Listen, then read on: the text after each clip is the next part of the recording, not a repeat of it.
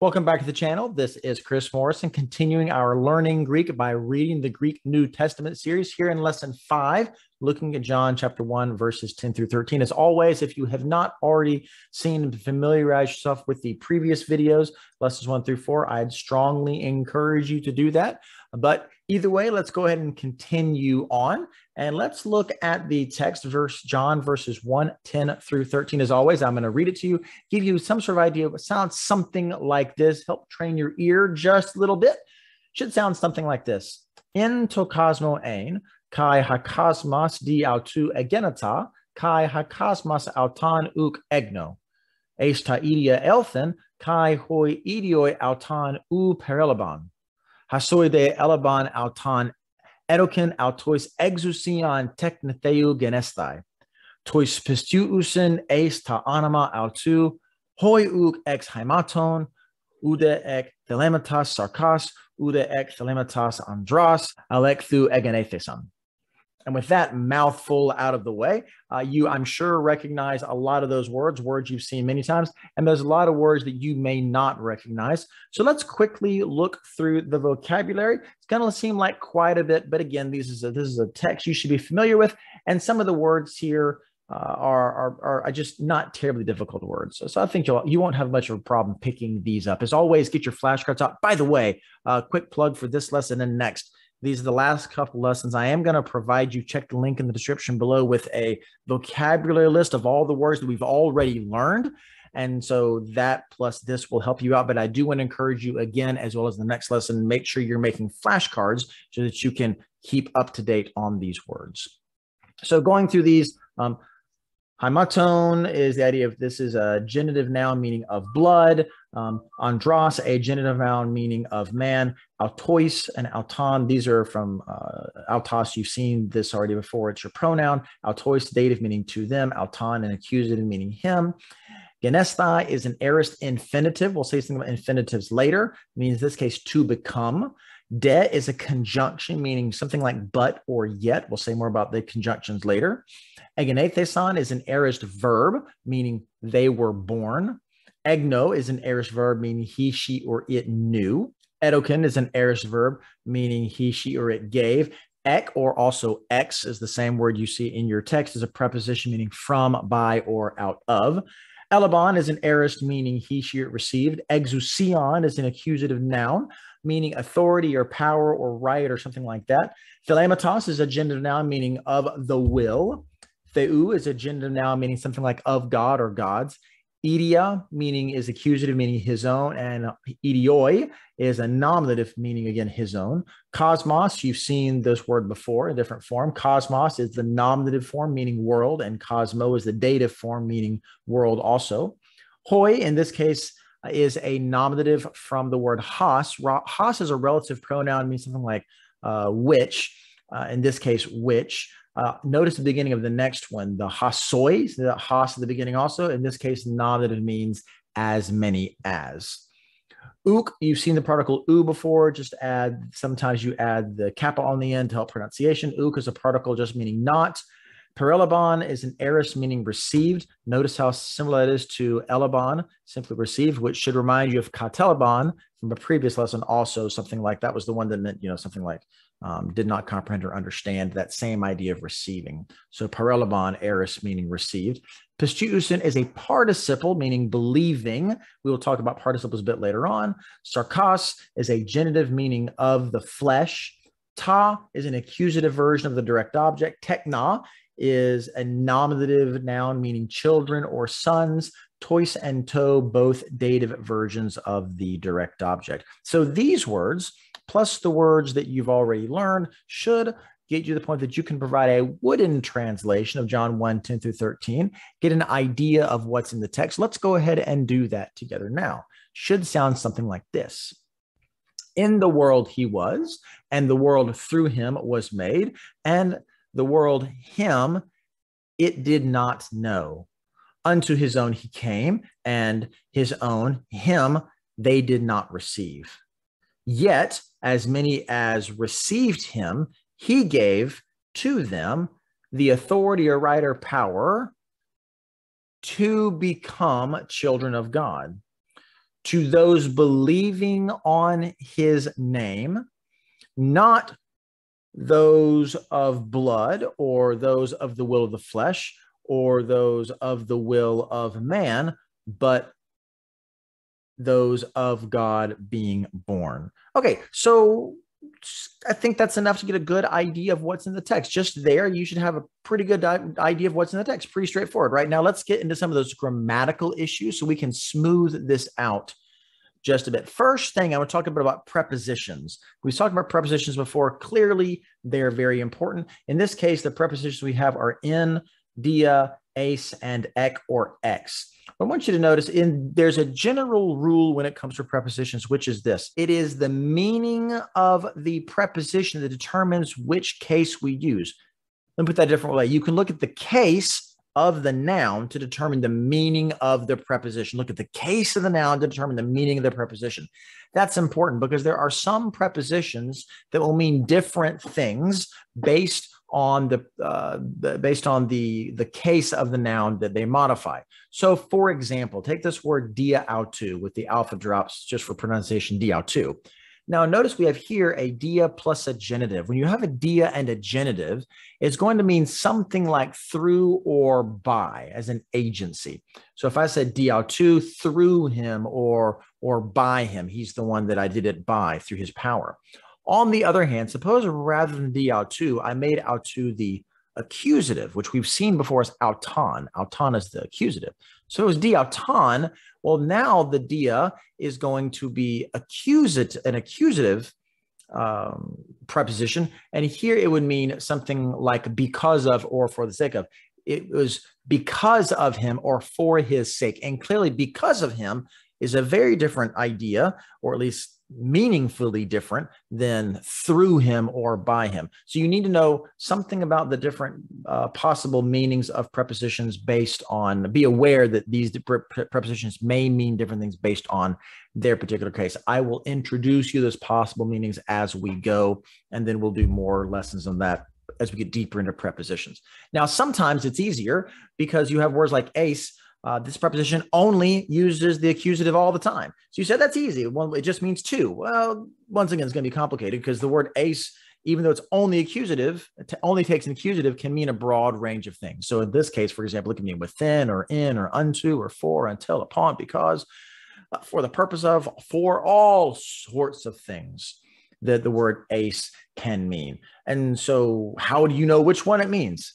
Context, context, context. This is why I've told you in a previous lesson. I'm going to repeat it, and I will continue to repeat it again. Try to get a feel for how these prepositions work in sentences, and it will help you a lot. But for now, look at these various prepositional phrases, get an idea of how they feel. He was in to cosmo, he's in the world. There's that dative. It is dia autu, through him. Eis ta edi, he came to his own. Eis ta anima, those who believe on his name, right? Ex haimaton, those who come out of blood or from blood or out of the will of the flesh or out of God. So again, notice how the prepositions function.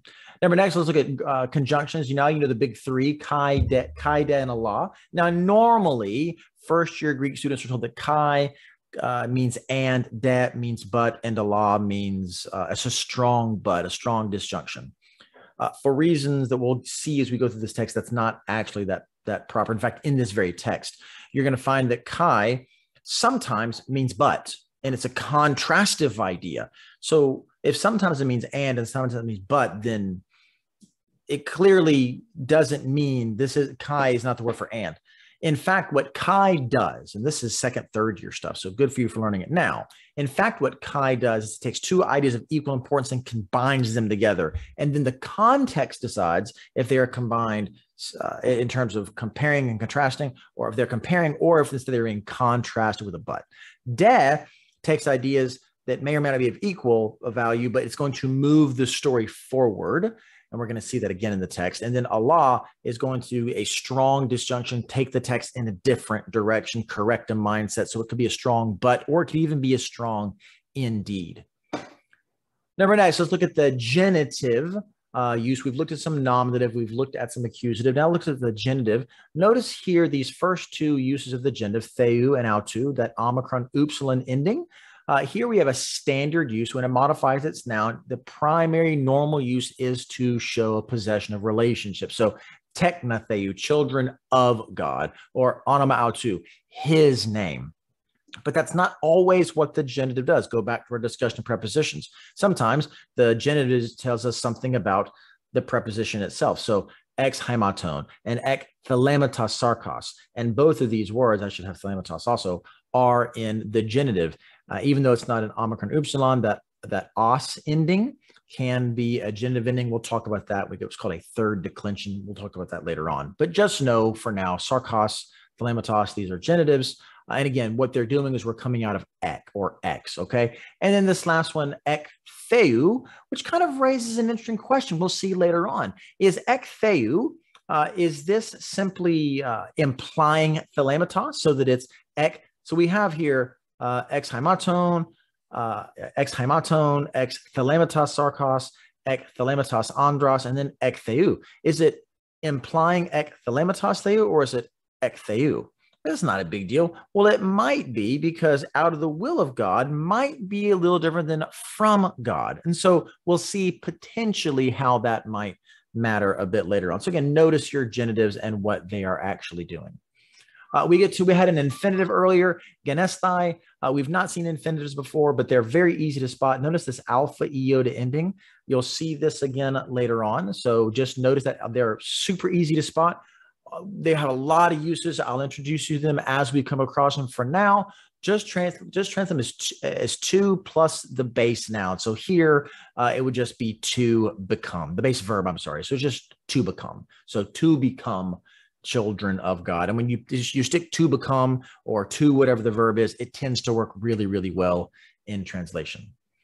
Number next, we've seen a participle once before. Let's look a little more in detail. In this case, it's tois pistiousin. This is a participle. I want you to notice this construction where you have the article plus you have the participle. This article participle is a very common construction where this represents the people and this represents what they're doing. And in John, tois pistiousin, later ha pistuon. This is an especially common thing. Ha apostomenos, the one being sent, the ones being sent. And so you can have the believing ones, the ones who believe is the idea here. The form of this, don't got to memorize this now, is the present active participle dative masculine plural. What the heck does that mean? Well, it means it's in the present tense. It means it's an active verb, not a passive verb. They're doing the believing. They're not being believed on. It's a participle. It's in the dative case, so it's an indirect object. It's masculine and it's plural, so it's the ones who are believing and not just the one. And if that's a lot to remember, like that's a crazy form, here's the really cool thing about this. You can just look at the article. I very, very often, if I have forgotten a particular parsing issue as far as naming all that stuff, just look at the article, because tois, we're going to see next lesson. We're going to see a chart for this in the next lesson, is really easy to see. Tois just is a dative, it's a dative plural. So as soon as the tois pistiousin, I know that this is a dative plural participle immediately. So that's the cool thing. Your article will always match in case and number the particular noun that it's modifying. Last thing I'll say, we'll say about this later on, is the primacy of aspect, especially in participles. So the emphasis here is on the idea that their faith is an ongoing process, at least in this particular text. Don't overinterpret that. We'll say something about later on. It doesn't necessarily mean that they always have ongoing faith. They may or may not. That's a different theological question for another text. But in this text, the idea simply is, in the moment of this text, they are believing in the Christ, and therefore they have the authority or power to become the children of God. So with that said, now let's smooth out our translation just a little bit. We'll do one more smoothing with the interpretive ideas. But here, now it's something like, he was in the world, and the world was made. So he was made through him, and yet the world did not know him. So notice we have, he was in the world and the world was made through him. Same kind, but it's more like, and yet the world did not know him. He came into his own, and yet his own did not receive him. But Yet, let's see that how we're moving forward a little bit. But as many as did receive him, he gave to them the right or authority to become children of God, to those who believe in his name, not those who come down here were born from blood or from the will of the flesh or from the will of man, but instead, strong movement direction, who were born from God. So that's a much better idea. Now let's look at some interpretive suggestions. First thing I want you to notice is this phrase, this cosmos phrase. You have the threefold repetition of cosmos, which are showing the relationship that Christ has to the world. First, you have the fact that Christ is in the world, and then you have the fact that the world comes from Christ, which implies the fact that they ought to know him, and yet they don't. And I think what this is doing is this is painting a word picture that the world should have known their creator. This, in fact, might even imply some Old Testament imagery. I think about where Yahweh is complaining that his own children Israel don't know him, and yet even animals know this. So maybe something kind of like that going on. His own don't know him. They don't have an excuse. So maybe by extension, neither do we.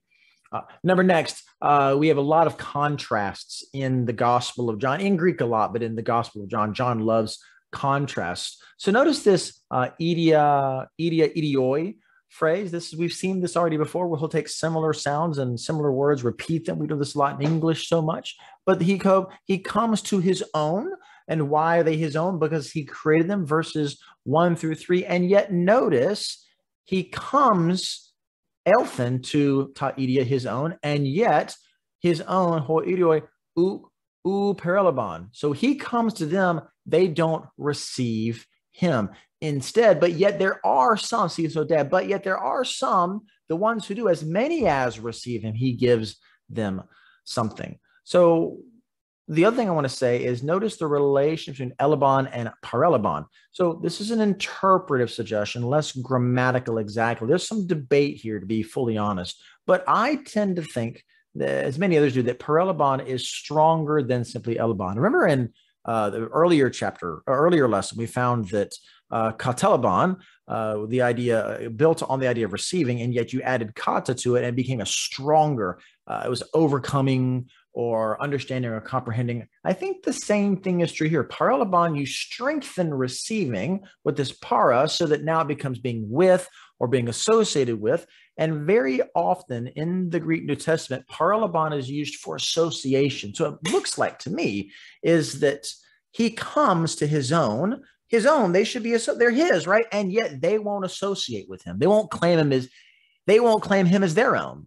Yet as many as receive him, not simply associate with him, but as many as receive him, not reject him, to them he gives them something, which is the right or the power to become the children of God. Last thing worth noting is that I think to the ear, this is something I just think this is neat. If you read this phrase, de elabon auton edoken autois, listen again, elabon auton edoken autois, elabon auton edoken autois. Do you hear how there's a kind of a ring to that? The the common syllables, you have the auton, autois, elabon, auton, edoken, autois. If you read that, there is a kind of you can hear it in your ears, kind of draws your ear there. And I think that's drawing the attention to that. But as many as did receive him, to them he's giving them something. So that's actually the heart of this particular text. So the audio flow, when you're writing this to be read out loud, it's really, really pretty, and it's nice to hear and nice to see it. A couple of things. We have what's called an appositional phrase at the end of this idea is receiving. What's an appositional phrase? It's a phrase or a clause that is tacked on to the end of something else so that it gives some explanatory ideas. So here we're answering the question, what does it mean to receive Christ? Because receiving Christ can mean a lot of things, right? Well, what it means is tois pistuusin eis ta anima autou. It's those who believe in his name. So to receive Christ just is to believe in his name. That's not two separate conditions. We don't have the first condition of receiving and the second condition of believing. For John, believing in his name just is the same thing as receiving him. Now here we're going to get to a bit of the emphasis on pistuusin. This is again a present aspect for pistuusin. Some people overinterpret this, and this is some good stuff you get into in second and third year Greek. You will find out that people will take the aspect of a verb, the present and the perfect tenses, things like that, and they will say, well, because this is an ongoing process, you have to say that it is the ongoing process of faith that gives you the right to become a child of God.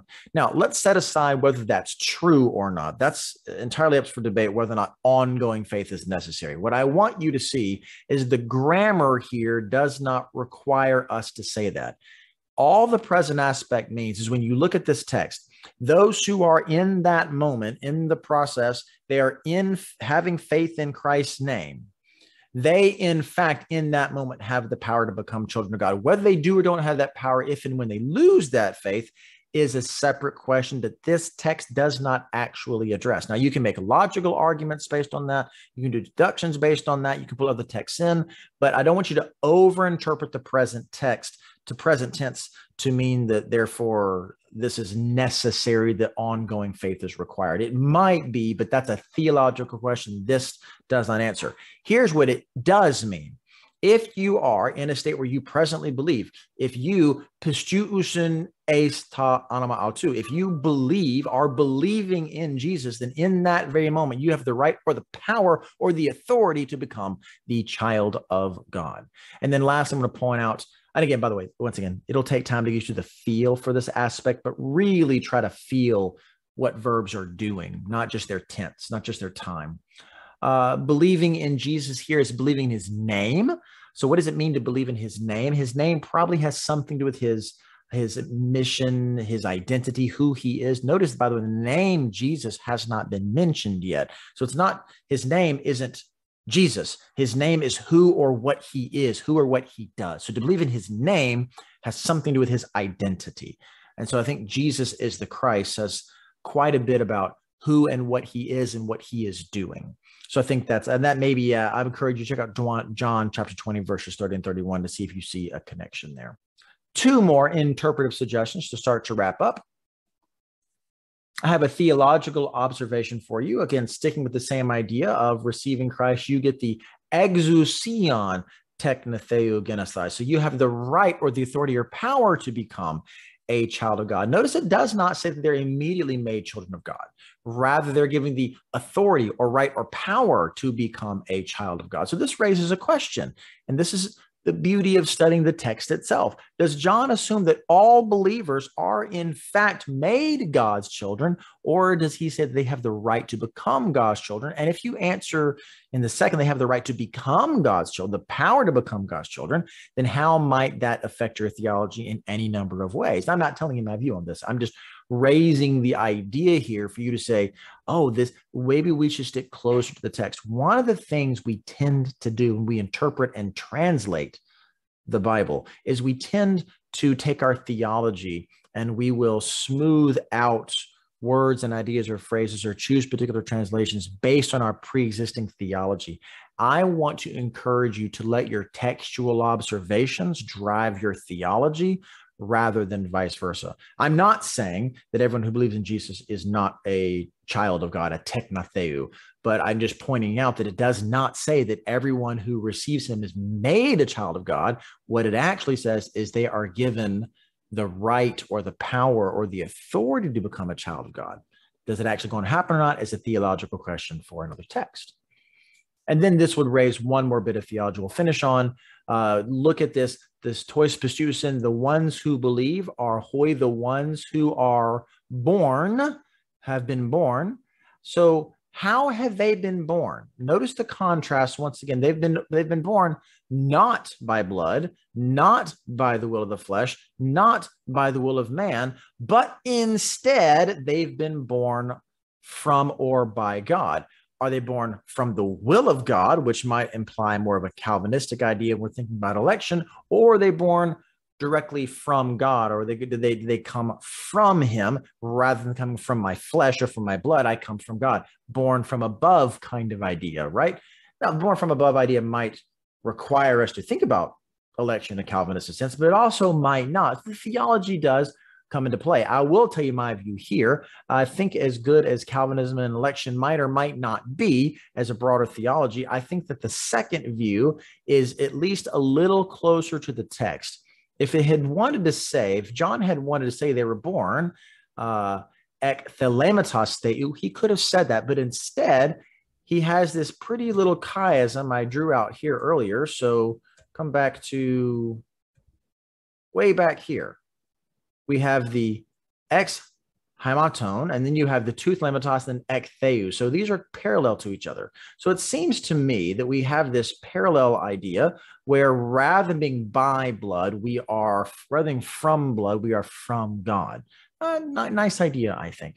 And so I would suggest there's a bit of a law-faith distinction here going on. We're not born by blood, which could mean a lot of things, whether it's my blood or even the blood of lambs and goats. Maybe not. But we're certainly not born by the will of the flesh or the will of man. So it's not something I do, maybe anticipating John chapter 3 here. But this is something that we come from God. Our new birth is from him, which seems to make sense why it's tied to faith. So I think this is more of a faith versus law thing than it is a discussion on how we're saved in terms of election. Again, setting aside the question of whether election is true, I think this is an early way John is setting up the faith versus law distinction, and why he's going to say 99 times in this text that we're saved through faith and not through works of the law. Having said all of that, let's just one more time go through our text, John 1, 10 through 13, smooth it out just a little bit further, maybe be a little freer with it. It goes something like this, that Jesus was in the world, and indeed the world came into being through Jesus, and yet the world did not know him.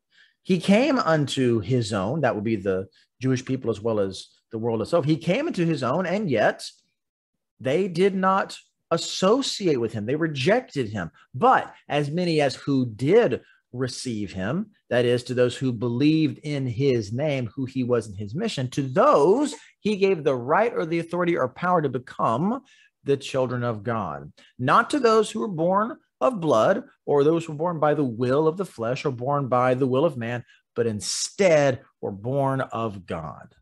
So I think that would be the proper way to read, and maybe kind of a little light a very free translation, but I think that still captures the essence of the text. Maybe you can see where I'm going with that.